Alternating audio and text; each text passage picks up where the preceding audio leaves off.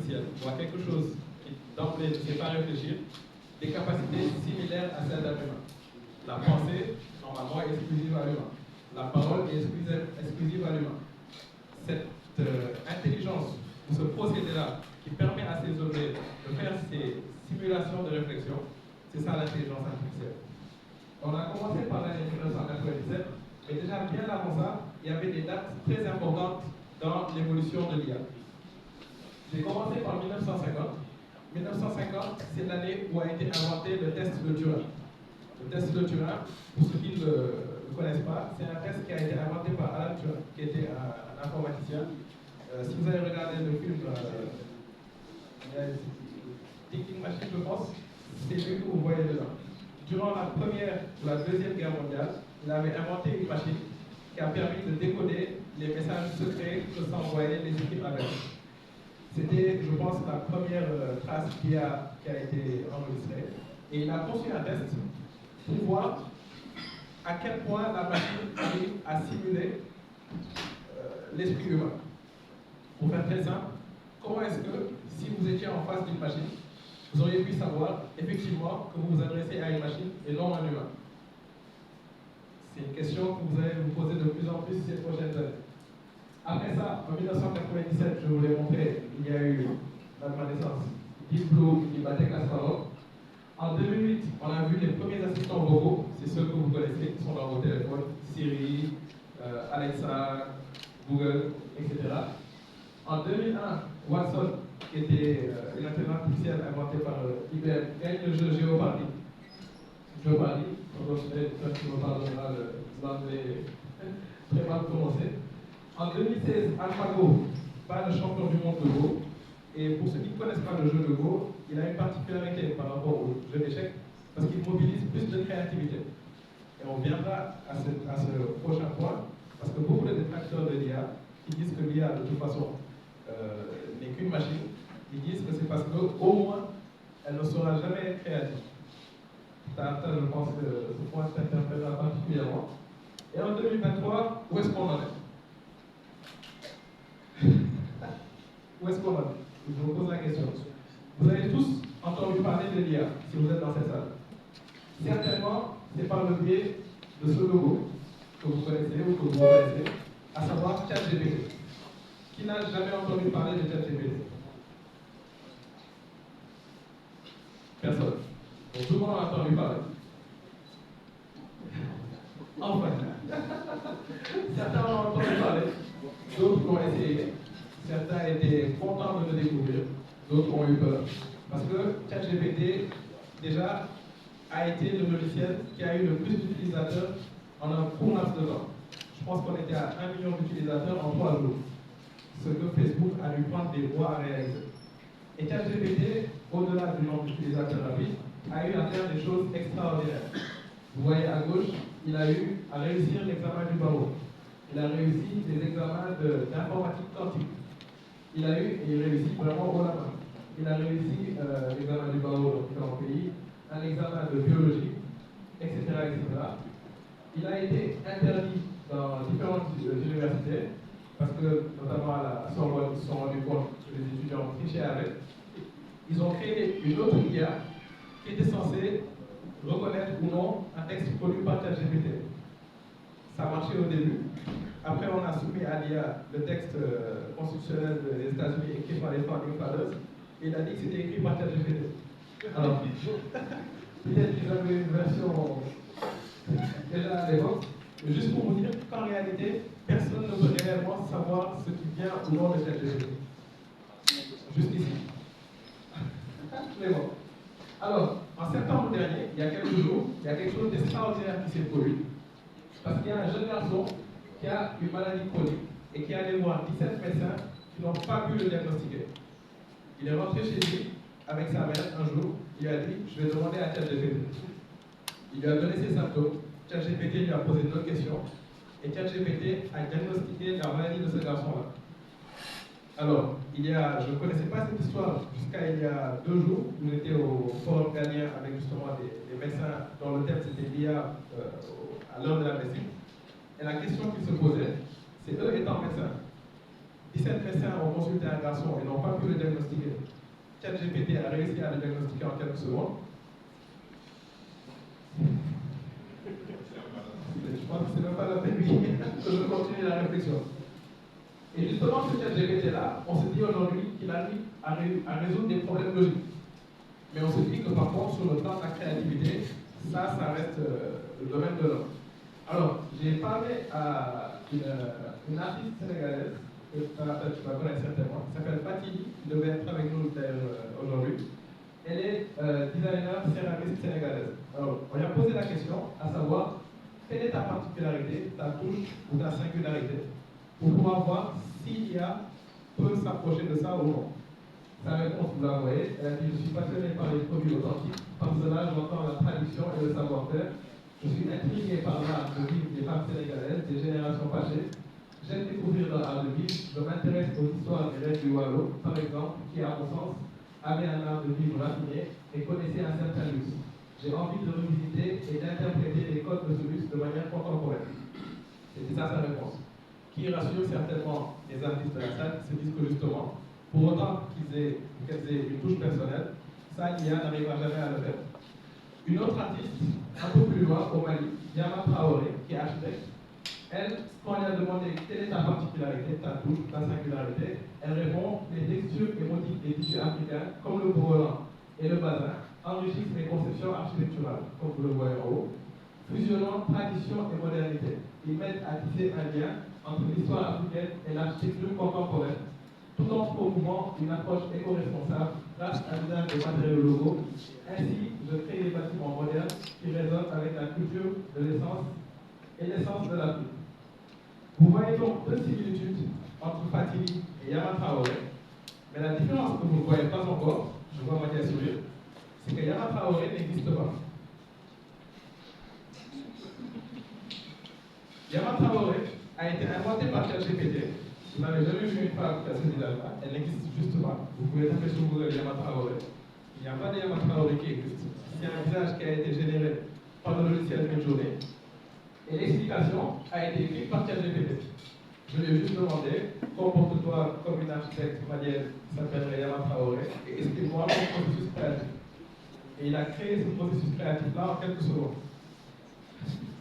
Tu vois, c'est un truc qui est. Dans ce monde-là, on a besoin de repenser énormément de choses.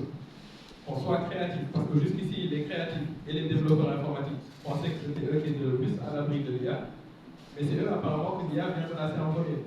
L'IA génère des œuvres d'art. Peu importe l'impression, sur Jean-Pierre Sec, on reviendra dessus, peu importe l'impression que vous avez sur ces œuvres-là, qualifiez-les d'art ou non, un vrai problématique, c'est que vous ne pouvez pas les distinguer de la réalité. Je pense que personne n'avait vu que Yama Traoré et ces bâtiments n'existent pas. Ce bâtiment, ce n'est pas un vrai bâtiment, il a été généré par Midjourney.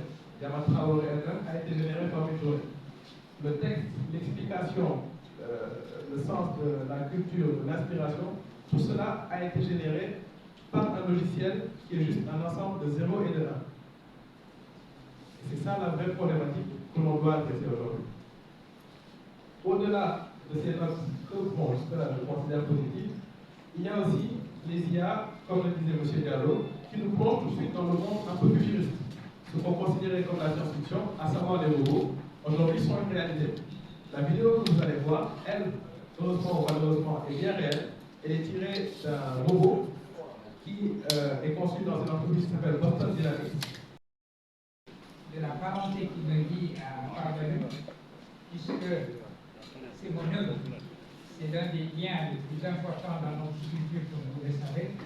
Le fils de la sœur. Le fils de la sœur commande et on exécute. Donc, le fils de la sœur me dit: j'ai écrit un texte, est-ce que tu veux bien le lire et voir si tu me mets une préface? Je commence par m'exécuter. Je commence par dire oui. Et ensuite, je dis oui de manière enthousiaste parce que 40 années, plus de 40 ans maintenant, qu'on est enseignant, font que l'objectivité est toujours la mienne, quelles que soient les circonstances. C'est-à-dire que quand on est enseignant comme ça jusqu'à la moelle épinière, on sait toujours juger objectivement même quand il s'agit de son propre neveu. Alors, quand on est enthousiasmé, en plus parce que le neveu a été en question, là, c'est seventh heaven, comme vous voulez. On est absolument ravis de pouvoir à la fois s'exécuter parce qu'on aime la personne, et deuxièmement s'exécuter parce que ce qu'elle a écrit, cette personne, est absolument super. Et c'est le cas, c'est ce qui m'est arrivé avec ce manuscrit, que j'ai lu avec la plus grande attention, la plus grande objectivité, et j'ai écrit la préface que j'ai écrite dans véritablement un enthousiasme pour le sujet, le traitement de ce sujet, la langue dans laquelle ce sujet a été traité et la qualité de l'argumentation en plus. Vous aurez su en juger d'ailleurs par la présentation qui a été faite, vous voyez quelles sont les qualités pédagogiques de Fabre. Ça, c'est une première remarque qui était à faire. La deuxième remarque, et là, je rapporte un commentaire que vient d'avoir mon Pierre-Henri Maguier-Cassé, en disant que ce qu'il vient d'entendre lui donne espoir dans la jeunesse qui est là. Et c'est probablement cela le point le plus important de ce livre. C'est dans son sous-titre, l'impératif de succès. Dire que l'intelligence artificielle aujourd'hui est un défi qui s'adresse à l'humanité entière. Nous savons une chose, c'est que ça va être un changement très profond qui va être apporté par l'intelligence artificielle. La raison pour laquelle l'Union européenne, à la suite des États-Unis, du Congrès américain, toutes ces grandes instances se sont réunies pour réfléchir à la manière de réguler cet outil, montre les changements énormes que cet outil va apporter. Et ces changements, on ne sait pas encore quels ils vont être. En réalité, personne, y compris les créateurs de cet outil, personne ne sait ce qui va advenir. On sait simplement qu'il y a là des changements sismiques, il y aura des changements sismiques qui vont se produire. Hier, dans le quotidien français Libération, il y a eu une tribune signée par un certain nombre de grands auteurs et de grands cinéastes demandant qu'on interdise à l'intelligence artificielle d'intervenir dans les domaines de la création que sont les livres, le cinéma, les jeux vidéo. Autrement dit, il s'est agi pour ces personnalités de demander que le secteur qui porte notre humanité, le secteur qui manifeste notre créativité, soit épargné par l'intelligence artificielle. Parce que nous pouvons aujourd'hui parfaitement lire un livre écrit par ChatGPT, vous lui donnez un certain nombre de demandes, de paramètres, comme il a demandé de paramétrer une architecte ou une créatrice malienne qui s'exprime. Alors évidemment, ChatGPT va dire, ok, malienne, Bogolan, c'est la région ouest africaine, le bassin, etc., et faire son marché et livrer le texte qui a été livré. Vous pouvez faire ça exactement à l'échelle de tout un livre. Et ce livre sera bien fait, probablement. Même s'il est mal fait, ChatGPT apprendra à le faire encore mieux. C'est-à-dire que la perfectibilité qui est inscrite dans le logiciel lui-même fait que ce logiciel est absolument imprévisible dans les effets qui seront les siens. C'est la raison pour laquelle, y compris les créateurs qui aujourd'hui s'alarment eux-mêmes de ce qui va advenir de leur bébé, ne peuvent pas vous dire, en effet, quelle configuration va être la nôtre, celle du monde à venir, avec l'intelligence artificielle. On sait simplement que des secteurs entiers sont menacés. Le secteur de la création audiovisuelle, je viens de le dire, le secteur de la création, de toutes les formes de création d'ailleurs.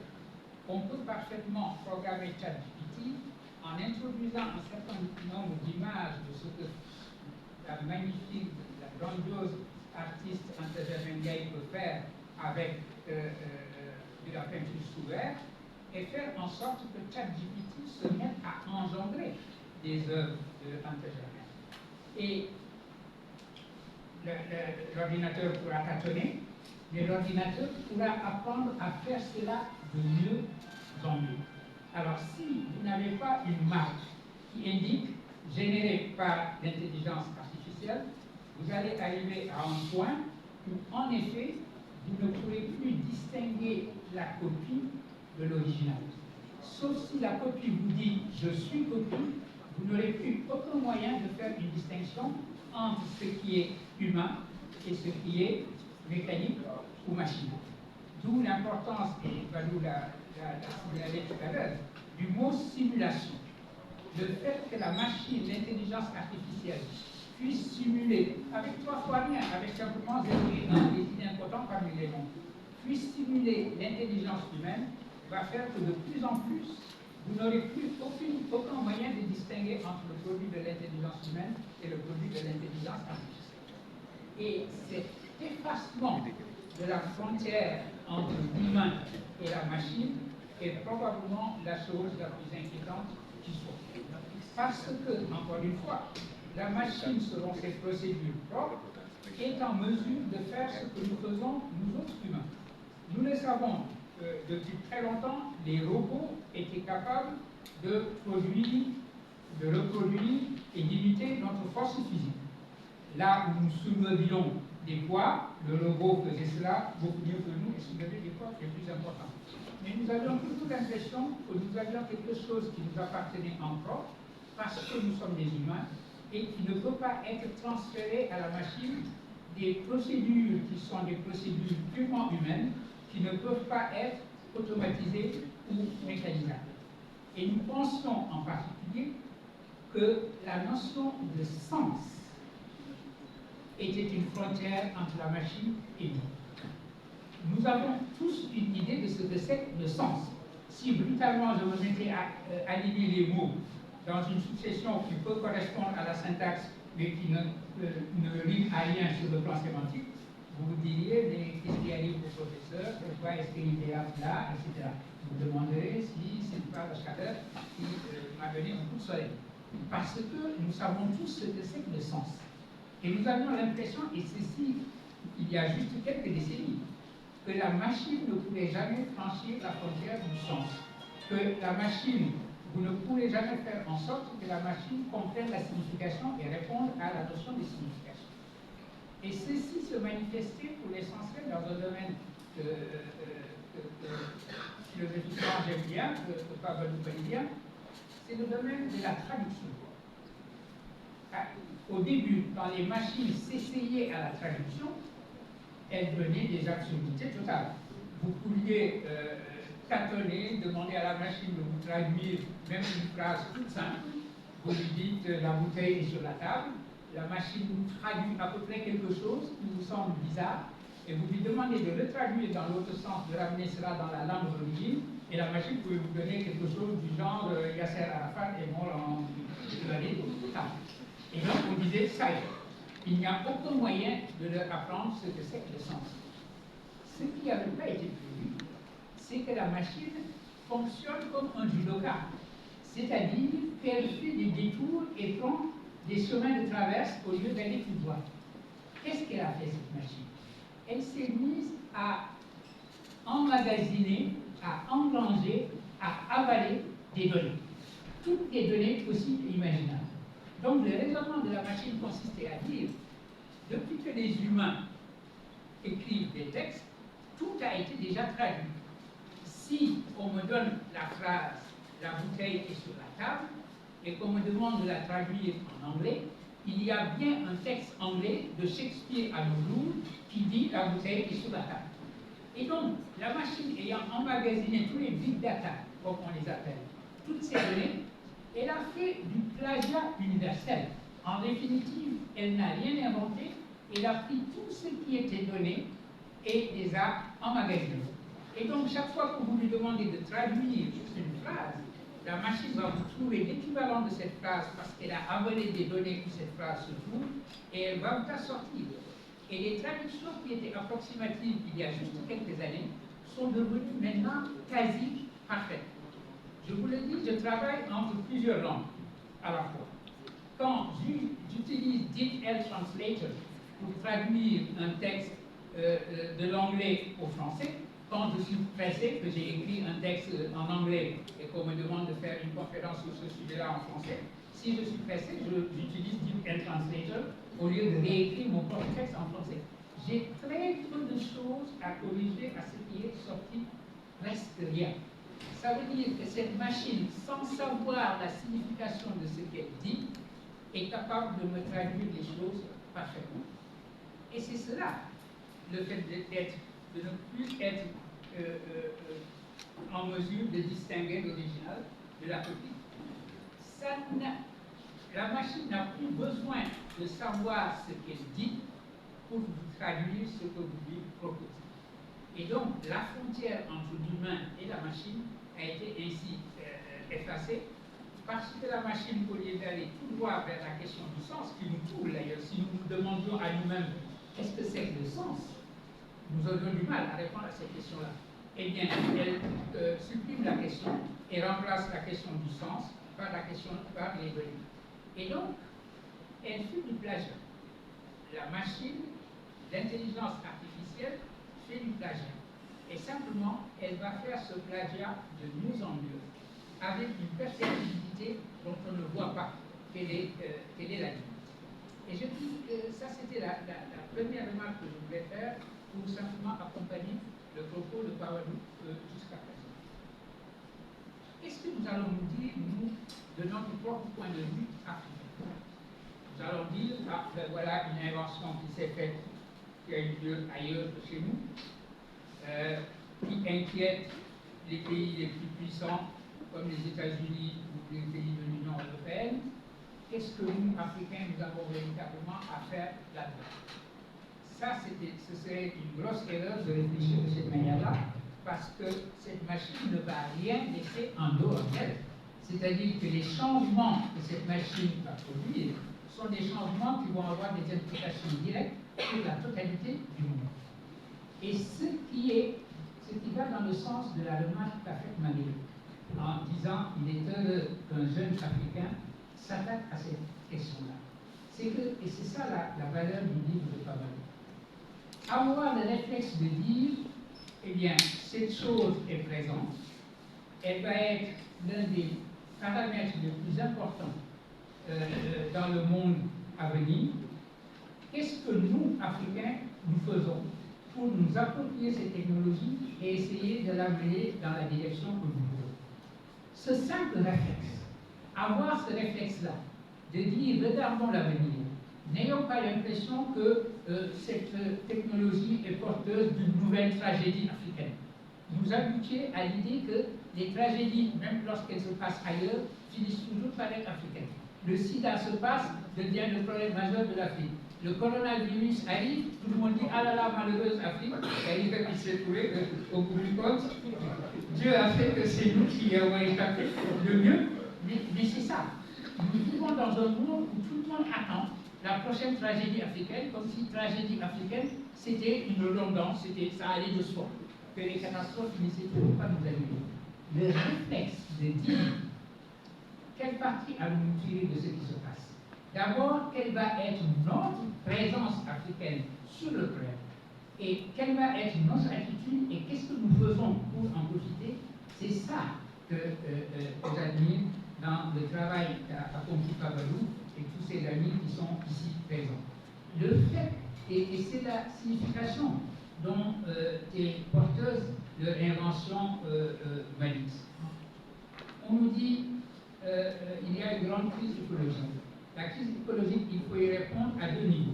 Au niveau étatique, évidemment, les États doivent prendre leurs responsabilités et faire en sorte de ne pas ajouter de la crise à la crise environnementale, puisque c'est l'un des plus énormes défis auxquels nous faisons face aujourd'hui.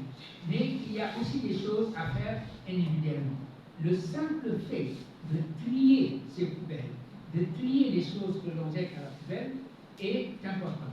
Chacun fait sa part, parce qu'après tout, ce sont les actions individuelles qui deviennent des actions collectives de grande validité et de grande efficacité. Eh bien, cette attitude-là qu'ils ont eue, ces camarades et lui, pour la poubelle, c'est la même attitude à laquelle son livre nous invite lorsqu'il s'agit de l'intelligence artificielle. D'abord, en avoir la compréhension la plus profonde, savoir ce qui est en jeu, savoir qu'en définitive, on peut en avoir une compréhension simple, celle qu'il a donnée, une automatisation ou une mécanisation de toutes les procédures, que ce soit des procédures physiques ou des procédures maintenant intellectuelles et des procédures créatrices. Et c'est probablement là que se situe le problème pour nous, parce que nous effaçons notre humanité et nous posons la question de savoir quelle est la différence entre l'humain et sa création, sa machine. Et ceci touche au plus profond parce que nous avons ces mythes profondément ancrés dans toutes les cultures humaines. Dans toutes les cultures humaines, vous trouvez l'équivalent du mythe de Frankenstein. L'humain qui crée une créature, un monstre, qui finalement va s'avérer supérieur à lui dans un certain nombre de domaines. Il est possible qu'il en soit ainsi pour la machine. On peut déjà se poser un certain nombre de questions de pathologie d'ailleurs. Une question intéressante, qui est très amusante, et si on regarde le côté amusant des choses. Est-ce que la machine d'intelligence artificielle ne va pas connaître la pathologie de la fameuse vache folle? Vous vous souvenez que les vaches folles sont devenues folles parce qu'on leur faisait manger de la vache, en gros. On leur donnait. Or, l'intelligence artificielle qui se nourrit de tout ce que nous produisons, de toutes les données, va se nourrir de données engendrées par l'intelligence artificielle elle-même. Et c'est une bonne question de se demander ce que ça veut devenir. Quand l'intelligence artificielle va produire des textes comme cela, Papadou s'est amusé à faire parler Maya Traoré. Mais Maya Traoré est maintenant sur Internet. Ça veut dire que les machines ont enregistré et ingurgité le propos de Maya Traoré. Et donc, elles vont s'en servir, ces machines-là, un jour ou l'autre. Alors, le propre élément généré par la machine va être réingurgité par la machine. Bref, il y a là des questions vertigineuses à se poser. Et le fait que nous décidions de nous les poser, le fait que nous ayons des jeunes qui ont cette orientation intellectuelle qui consiste à dire soyons présents sur la question, premièrement, soyons concernés par la question, n'ayons pas l'impression que c'est une question pour pays développés ou pour États-Unis et Union européenne, mais que c'est notre question. Et posons-nous la question suivante, quel est notre intérêt en la matière et comment allons-nous en tirer parti? Parce qu'il y va de cette technologie comme de toutes les autres technologies, elle est comme la langue des hommes. Vous savez, la fameuse histoire de la langue des hommes, elle est la meilleure et la pire des choses à la fois. Comment allons-nous éviter de finir? Comment allons-nous faire en sorte d'en tirer le meilleur parti? C'est la question que ce livre nous pose et c'est la raison pour laquelle il est urgent pour chacun d'entre nous de nous assurer que nous le lisons et que nous le faisons lire. Voilà, mon cher Papadou, j'avais simplement la fonction que Carlo et toi m'avaient confiée de distribuer la parole. Je n'ai pas pu m'empêcher de la prendre et d'attendre